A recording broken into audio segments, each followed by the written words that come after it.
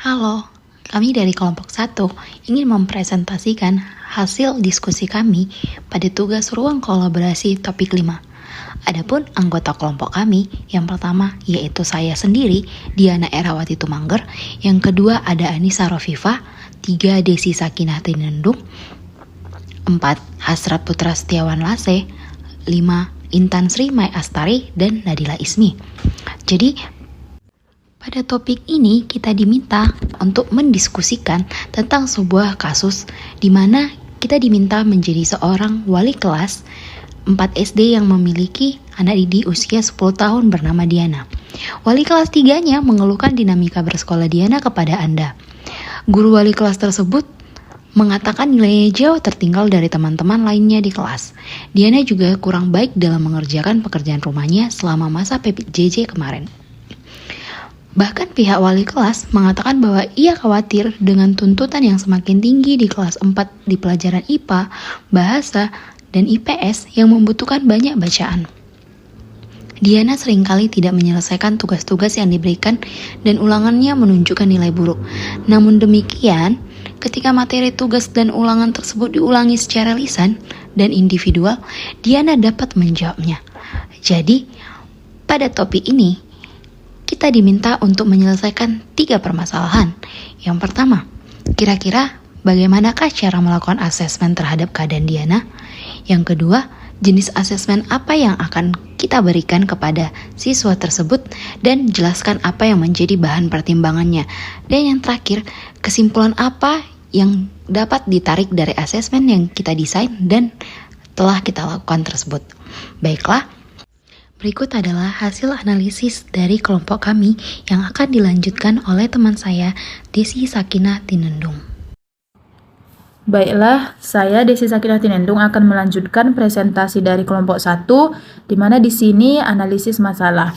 Jadi berdasarkan kasus yang telah disampaikan sebelumnya oleh penyaji pertama, di mana di sini Diana mengalami kesulitan pada mata pelajaran IPA, bahasa, dan IPS yang membutuhkan banyak bacaan. Kemudian yang kedua, di mana nilai ulangan Diana dalam bentuk ujian tertulis itu kurang baik. Kemudian yang ketiga, Diana juga kurang baik dalam mengerjakan pekerjaan rumah selama masa pembelajaran jarak jauh. Dan berdasarkan studi kasus tersebut, terdapat 2 kemungkinan yang terjadi pada Diana. Yang pertama, Diana belum lancar membaca dan menulis sehingga Diana kesulitan ataupun kurang baik dalam memahami isi bacaan. Kemudian yang kedua, Diana memiliki gaya belajar auditori sehingga kurang tertarik untuk membaca bacaan. Selanjutnya, adapun tindakan guru yang harus dilakukan. Yang pertama adalah guru perlu memberikan bimbingan khusus kepada Diana. Yang kedua, guru perlu mengetahui gaya belajar Diana dengan memperhatikan indikator-indikator gaya belajar yang terdapat pada Diana saat proses pembelajaran di kelas. Kemudian yang ketiga, guru memberikan bacaan disertai gambar-gambar yang menarik dan sesuai dengan materi yang dipelajari. Kemudian yang terakhir, guru di sini memberikan materi berupa audiovisual atau berupa video pembelajaran yang dapat mempermudah Diana dalam memahami materi tersebut. Sekian yang dapat saya sampaikan. Perkenalkan, nama saya Nadila Ismi. Di sini saya akan menjawab yaitu kira-kira bagaimanakah cara melakukan asesmen terhadap keadaan Diana. Nah, hal yang dapat dilakukan oleh guru terhadap keadaan Diana yaitu yang pertama, melakukan observasi melalui penilaian. Proses berdasarkan rubrik penilaian yang telah dirancang. Bisa melalui afektif, kognitif, dan psikomotor. Yang kedua, melakukan self-assessment, yaitu teknik penilaian, di mana Diana diminta untuk menilai dirinya sendiri yang berkaitan dengan status proses dan tingkat pencapaian kompetensi yang dipelajarinya dalam mata pelajaran tertentu didasarkan atas kriteria atau acuan yang telah disiapkan. Dan yang terakhir yaitu melakukan asesmen diagnostik dan formatif untuk mengukur hasil belajar Diana. Terima kasih. Baiklah, saya Intan akan melanjutkan di slide berikutnya. Di sini ada cara melakukan asesmen terhadap keadaan Diana. Nah, berdasarkan hasil diskusi dan pemahaman saya, bagaimana cara melakukan asesmen yang baik kepada Diana, yaitu dengan melakukan tes lisan, ataupun bisa dengan tes tertulis tapi dengan bantuan guru, atau teman yang membacakan soal kepada Diana, karena Diana adalah salah seorang siswa yang memiliki gaya belajar auditori. Selanjutnya ada jenis-jenis asesmen. Di sini ada diagnostik, formatif, dan sumatif. Asesmen diagnostik perlu dilakukan untuk mengetahui gaya belajar dan karakteristik peserta didik sebelum melaksanakan kegiatan pembelajaran. Artinya guru harus sudah memiliki profiling siswa mengenai gaya belajar dan perkembangan karakter siswa sebelum merancang kegiatan pembelajaran. Kemudian formatif ini digunakan untuk memperoleh gambaran keterlaksanaan kegiatan pembelajaran sebagai bahan refleksi dan perbaikan untuk pembelajaran selanjutnya.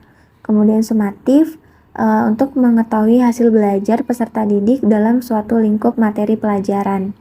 Biasanya sumatif digunakan untuk penyusunan laporan hasil belajar peserta didik dan keputusan kenaikan kelas. Terima kasih.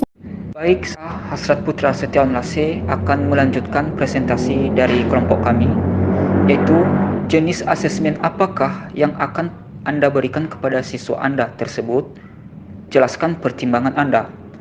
Baik, jenis asesmen yang dapat diberikan kepada Diana adalah performance assessment. Performance assessment ini berupa hasil pengamatan penilaian terhadap aktivitas Diana. Nah, performance assessment merupakan salah satu jenis asesmen yang meminta para peserta didik agar dapat melakukan demonstrasi bersamaan dengan mengaplikasikan pengetahuan di berbagai situasi yang dikehendaki. Nah, performance assessment ini dilakukan guru untuk mengetahui kemampuan peserta didik dalam memahami dan mengaplikasikan pengetahuan yang diterimanya selama proses pembelajaran. Jadi, penilaian dilakukan terhadap untuk kerja, tingkah laku, atau interaksi Diana. Performance assessment digunakan untuk menilai kemampuan Diana melalui penugasan. Jadi penugasan tersebut dirancang khusus untuk menghasilkan respon atau lisan sebagaimana bahan pertimbangan ketika materi tugas dan ulangan tersebut diulangi secara lisan dan individual sehingga Diana dapat menjawabnya. Demikian, terima kasih. Baik, di sini saya Anissa Rofifah akan melanjutkan presentasi dari teman saya yaitu Hasrat.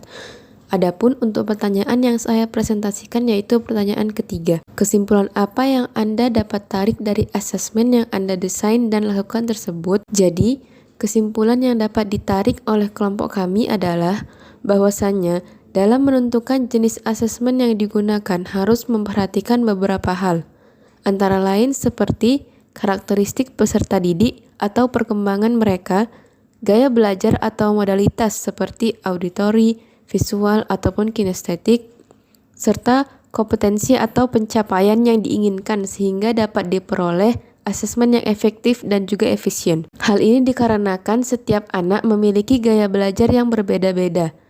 Jika anak kurang tertarik dengan pelajaran yang memiliki banyak bacaan, maka guru harus membuat treatment atau perlakuan tertentu sebagai alternatif, sehingga dapat membantu siswa tersebut dalam memahami pelajaran. Jadi, guru bertanggung jawab dalam membuat ataupun merancang strategi dalam pembelajaran yang sesuai dengan gaya belajar siswa. Salah satu contoh kasusnya Diana, di mana siswi tersebut memiliki kelebihan yaitu gaya belajar auditori dan kekurangannya adalah kurang mampu berliterasi membaca, sehingga guru sebaiknya memberikan asesmen diagnostik kognitif dan asesmen formatif pada Diana, serta performance assessment.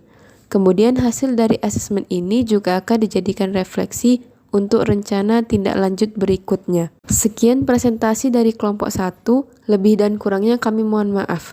Atas perhatiannya kami ucapkan terima kasih.